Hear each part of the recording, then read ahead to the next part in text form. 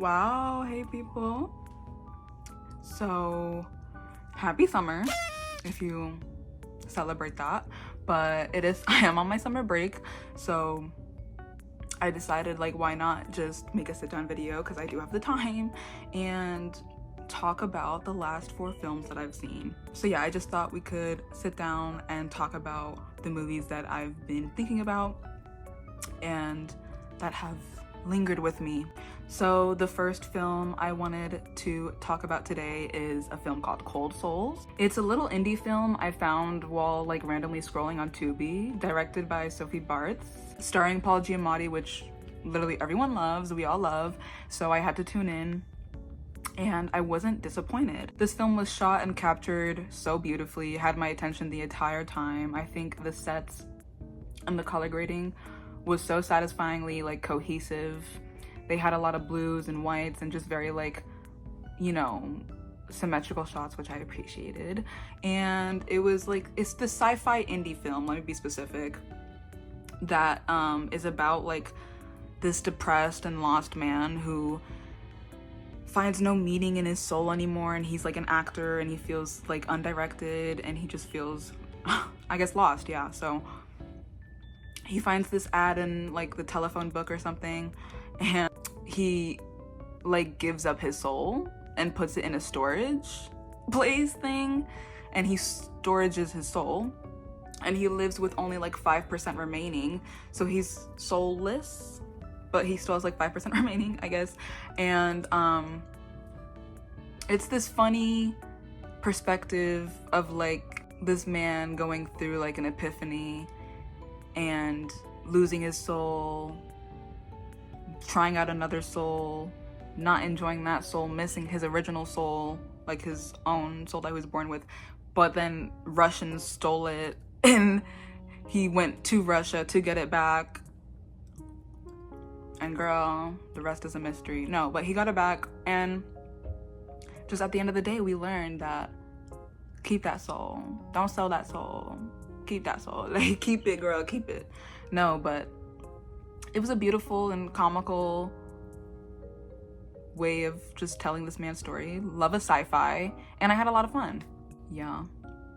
Cold Souls, I gave it a 3.5 and a heart, and Paul Giamatti, like, I love you and you deserve to win that Oscar 2024. I didn't forget about you, like, trust. So, next film I chose to watch is In the Mood for Love. It's a Hong Kong film, a beautiful one at that. Like, this film had a lot to teach me. I had a lot to learn in terms of cinematography and color grading and lighting and the silhouettes of the characters. The camera placement was so specific and so like intended throughout the film. It was so beautiful to watch. This film is a Criterion collection for a reason. Not only is the story like exceptional, the film just visually is so captivating, and by far like the best out of the 4 that I'll be talking about.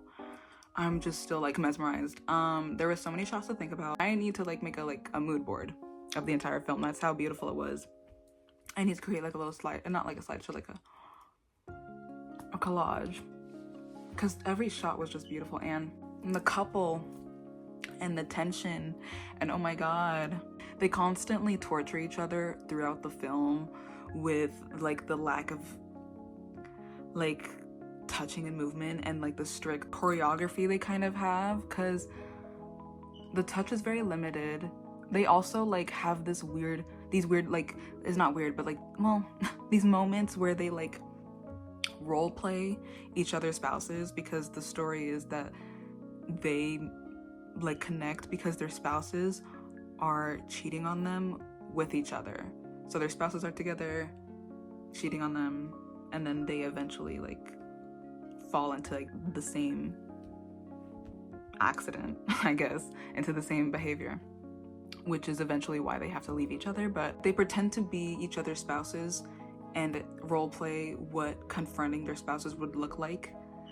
So there's these scenes where they're acting it out, and it's weird because it looks like they're both getting this unorthodox like desire out of it, but they also know what they're turning into simultaneously. They're like we're becoming just like them. You know, that one made me think. Like, that one had me sitting and pondering. I was like, wait a minute. If this means that, and that means this, like, I was like, hold on. I was thinking it over. That was great. I gave it 4 stars on Letterboxd. Very well deserved. Very beautiful. Well executed. Astonishingly executed. Yeah. Okay. Next film I have to talk about is one that I'm very excited to talk about because it's dear in my heart, and I've been meaning to watch this movie for like months, like years now, really. I should do a ranking video.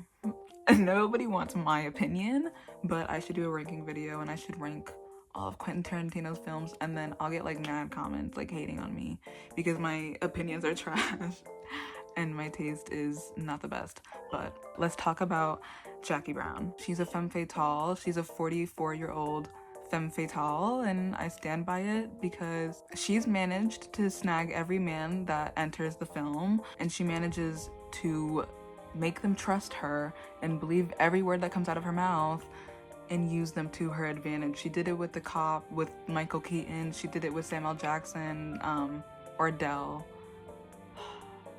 I don't remember his last name, Ordell, which I'll get into his character in just a minute, but she did it with them too. She did it with Robert Forster, Robert Forster.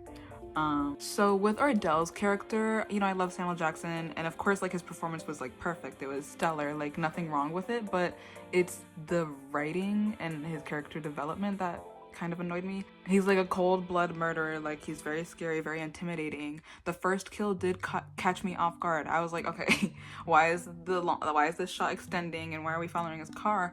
And he literally just shot him in the head, and I was like, what the hell? That did catch me off guard. But then I feel like from then on, everything about his character felt predictable and weak and kind of slow, and like, we knew he was gonna kill Robert De Niro in that scene. Like, it was so obvious, but it doesn't mean that it wasn't like excellent, because their scenes together alone make up for like those little patches in his character writing, you know? Like, it doesn't really matter because the actors are stellar and they give a great performance. But even like for taking him down, but that's, I feel like, what the charm about this movie is as well. It's kind of cute in that way where it's like a very traditional heist thriller type of film, and Jackie Brown is such a badass. She's been around the block, but it's kind of cute because she's also kind of like amateurish, because that scene of her like practicing the gun and like holding it up and like confronting Ordell, that scene was adorable. Every other like action scene in the film that involves her, she's done flawlessly. So I think it was like a very interesting character trait to have this woman who is obviously capable, but because of like doubts and the world like around her constantly doubting her, I don't know, that scene of just her like pointing that gun up and like practicing a few times, it was a nice little touch, because I feel like her kind of innocent front is what makes everyone believe her so well. Like, I love it. I love this movie. And you know what? I don't want to sound biased, but I do think me and Pamgrier like are twins, like low-key. Like, I don't need anyone in the comments validating that or not. But like, I do think we do be giving like similar at times, like that is mother, like, no, like I do have this bias to Jackie Brown as a character, and she is an icon in my head forever. Like, she lives on. I appreciate this film and everything it has to offer. I wish there was a little bit less of Samuel Jackson and a little bit more of Pamgrier, but it was a great film. I gave it 4.5 stars because I've been debating if I should put it in my top 4, like if I want to replace Pride and Prejudice, which like ripped at Pride and Prejudice. I love Pride and Prejudice, is like the film that introduced me to film, but Jackie Brown, and I don't want to replace any of the other films, so I'm gonna think about it. Okay, next film is a little film I also found on Tubi called Clock Watchers. Really fun watch. I expected it to be funny, and it kind of was at times, but there was this more like serious like main undertone of like embracing yourself and like stepping into your fullest potential, like the film was saying. But it is a very cute, quirky movie of like these temps at a credit union job and hate the job and hate the establishment, but continue to work there because of its stability and like, you know, having a paycheck come in. But is the work life really worth it when you're simply not treated the same as the other workers just because you're temporary? So I mean, I think I'd be a great temp at that job. Like, damn, hire my ass, because I'm great at looking busy, at trying to look busy. I do give props because this film did do a great job of like capturing that dreadful feeling of like, even though work is not so bad, you still have to go, and like there's this like strict repetitive schedule that you have to live by because you're like living life off of like the feeling and waiting endlessly for the feeling of the future and waiting for what the future has to offer, just waiting for something bigger. Like, all these ladies want something bigger than what they already have, and they're just like, and that's natural, like, hello. So I appreciate that because that's very relatable. But shout out to Parkerposey, man. Like, okay, yeah, Victoria was kind of cool when she was young. Yeah, like, directed by Jill Sprecher, and I gave it a 3.5 on letterboxd. So all these films I really did enjoy, and you know, I haven't done these videos in a while, so I was like, why not just do it for like, okay, it's giving summer, like, new season, what am I watching? And I'm watching those. I love film. Follow me on letterboxd. Okay, bye.